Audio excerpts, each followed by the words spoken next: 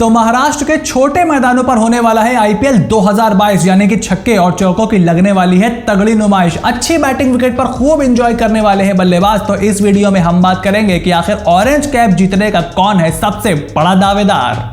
What's going on everyone? Welcome back to my YouTube channel। और IPL 2022 शुरू होने में अब सिर्फ 2 हफ्तों का समय रह गया है, यानी कि हर टीम अपनी अपनी तैयारियों में जुटी हुई है और तैयारियों में जुटे हुए हैं वो बल्लेबाज जो महाराष्ट्र के छोटे मैदान और अच्छी बैटिंग विकेट पर लगाने चाहते हैं छक्के और चौकों की बरसात। आईपीएल सीजन शुरू होने से पहले काफी लोगों के दिमाग में यही सवाल रहता है कि आखिर ऑरेंज कैप जीतने का कौन सबसे बड़ा दावेदार होगा, क्योंकि जिस टीम के बल्लेबाज ऑरेंज कैप के ज्यादा नजदीक होते हैं वो टीम ऑटोमेटिकली टॉप 4 में जगह बनाने की एक बड़ी कंटेंडर बन जाती है। तो इस वीडियो में हम यही बात करेंगे कि आखिर आईपीएल 2022 में ऑरेंज कैप जीतने के टॉप 5 बड़े दावेदार कौन हैं और आपको क्या करना है। आपको वीडियो के एंड तक बने रहना है और कमेंट बॉक्स में लिख करके बताना है कि आपके हिसाब से इस साल ऑरेंज कैप कौन सा बैट्समैन जीतने वाला है। लेकिन सबसे पहले आपने अगर अभी तक चैनल को सब्सक्राइब नहीं किया है, make sure to click on the subscribe button, press the bell notification, become part of the family जो लगातार ग्रो करती जा रही है। I can not thank you enough जो आप लोग मेरे काम को इतना ज्यादा सपोर्ट कर रहे हो, इतना ज्यादा प्यार मेरे काम को दे रहे हो। तो इंतजार किस बात का है, अब बिना देर किए इस वीडियो को स्टार्ट करते हैं। Number 1 player on the list जो इस साल ऑरेंज कैप जीतने के बड़े दावेदार है is none other than CSK boy Ruturaj Gaikwad. पिछले साल आईपीएल में आग लगाकर ऑरेंज कैप जीतने वाले ऋतुराज गायकवाड़ इस साल भी टॉप रन स्कोरर बनने के एक बड़े दावेदार हैं। ऋतुराज गायकवाड़ के आईपीएल करियर पर अगर नजर डालें तो उन्होंने अभी तक आईपीएल में 22 मैचेस खेले हैं, जिसमें उन्होंने 839 रन बनाए हैं with the healthy average of 46 and strike rate of 132, जिसमें उन्होंने 7, 50 और 100 भी जड़ रखा है। यानी कि ऋतुराज गायकवाड़ ने महज 22 मैचों में 750 और 1 सेंचुरी मार दी है, विच इज फिनोमिनल। पिछले साल सीएसके के आईपीएल जीतने में ऋतुराज गायकवाड़ का बड़ा हाथ था और इस बार भी क्योंकि अच्छी बैटिंग विकेट्स पर आईपीएल खेला जाना है और उसके बाद जैसे जैसे टूर्नामेंट चलेगा वैसे वैसे विकेट स्लो जरूर होती जाएंगी, लेकिन Ruturaj Gaikwad is one of the few youngsters जो स्पिन को भी बहुत ही अच्छा खेलते हैं और सीएसके को अगर इस साल अपने खिताब को बचाना है या फिर कम से कम टॉप 4 में अपनी जगह बनानी है तो ऋतुराज गायकवाड़ का बल्ला चलना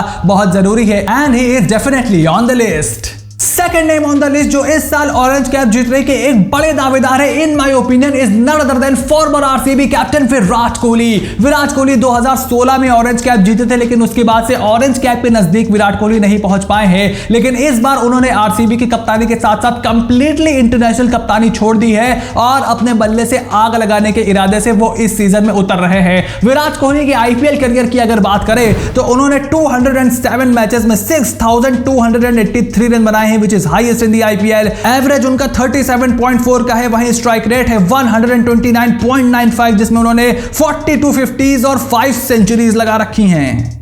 वैसे तो विराट कोहली की फॉर्म पे पिछले 1 साल से बहुत ही बड़ा सवालिया निशान लगा हुआ है, लेकिन T20 फॉर्मेट एक ऐसा फॉर्मेट है जहां अभी भी वो अपना तकरीबन बेस्ट ही दे रहे हैं। हालांकि उनका स्ट्राइक रेट पिछले कुछ समय में जरूर कम हुआ है, चाहे आप आईपीएल की बात करो या इंटरनेशनल क्रिकेट की बात करो। लेकिन क्योंकि आईपीएल इस साल महाराष्ट्र के छोटे मैदानों पर शुरू होगा जहां अच्छी बैटिंग विकेट्स है, लाल मिट्टी है, बॉल अच्छे से बैट पर आता है और मुझे लगता है कि रॉयल चैलेंजर्स बैंगलोर विराट और फाफ की जोड़ी के साथ ही ओपन करने वाली है। और अगर ऐसा होता है और विराट कोहली को पावर प्ले में बैटिंग करने का मौका मिलता है तो इस बारे में मुझे कोई शक नहीं कि आईपीएल के दौरान विराट कोहली जबरदस्त फॉर्म पकड़ सकते हैं। और अगर एक बार वो फॉर्म पकड़ लेते हैं तो जो स्पिन के सामने उनको परेशानी आ रही है वो भी काफी हद तक कम हो जाएगी। और इसी वजह से मुझे लगता है कि Virat Kohli should be and will be one of the top scorers in the IPL. Third player on the list जो इस साल ऑरेंज कैप जीतने के बड़े दावेदार हैं इन my opinion is Lucknow super giants captain KL Rahul. KL Rahul पिछले 4 साल से आईपीएल में अपने बल्ले से बहुत ही अच्छी परफॉर्मेंस दे रहे हैं, लेकिन लास्ट 2 ईयर्स से उनका जो स्ट्राइक रेट है वो धीरे धीरे कम होता जा रहा है। और वो इस वजह से था क्योंकि पंजाब किंग्स की जो मैनेजमेंट थी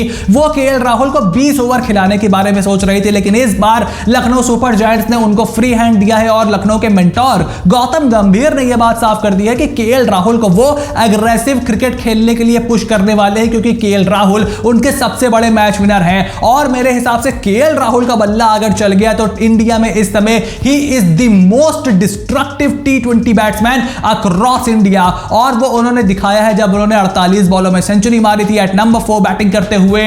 उसके बाद जिस तरीके से 132 उन्होंने मारे थे अगेंस्ट रॉयल चैलेंजर्स बैंगलोर और मुंबई ब्रेबॉर्न जैसे स्टेडियम में कंप्लीटली आग लगाने वाले हैं। केएल राहुल की अगर आईपीएल करियर की बात करें तो उन्होंने 94 64 मैचेस में 3273 रन बना रखे हैं विद द एवरेज ऑफ 47.3, जिसमें उनका स्ट्राइक रेट 136.38 का है। उन्होंने 27 हाफ सेंचुरीज और 2 सेंचुरीज भी ठोक रखी हैं। और अगर केएल राहुल इस साल सच में अग्रेसिव क्रिकेट खेलने पर उतर आए तो पिछले 4 सालों से उन्होंने जो फॉर्म आईपीएल में दिखा रखी है और साथ ही साथ इंटरनेशनल क्रिकेट में जिस तरीके से वो रन बना रहे हैं अक्रॉस फॉर्मेट्स, मुझे इस बारे में कोई शक नहीं कि KL Rahul will be the top contender to win the orange cap this year.